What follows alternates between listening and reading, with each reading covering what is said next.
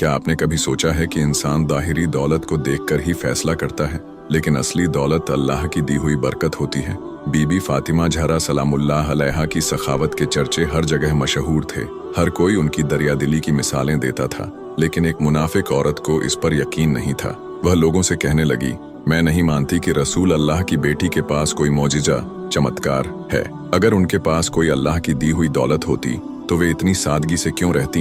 इसकी सच्चाई जानने के लिए वह औरत खुद बीबी फातिमा ज़हरा सलामुल्लाह अलैहा के घर पहुंची।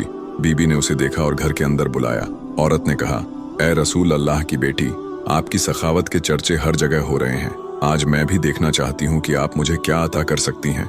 बीबी फातिमा ज़हरा सलामुल्लाह अलैहा ने फरमाया, अल्लाह ने हर इंसान को वही दिया जो उसके लिए बेहतर है। इस दुनिया की दौलत की कोई अहमियत नहीं, बल्कि इंसान का किरदार ही उसकी असली पहचान होती है।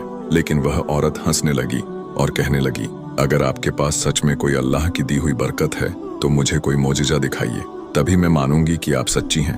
बीबी फातिमा ज़हरा सलामुल्लाह अलैहा मुस्कुराईं और फरमाया, जहां मेरा मसला चक्की रखा है उसे हटाकर देखो, तेरी मुराद पूरी हो जाएगी। जैसे ही उस औरत ने मसले को हटाया, वहां से एक रोशन खजाना प्रकट हुआ।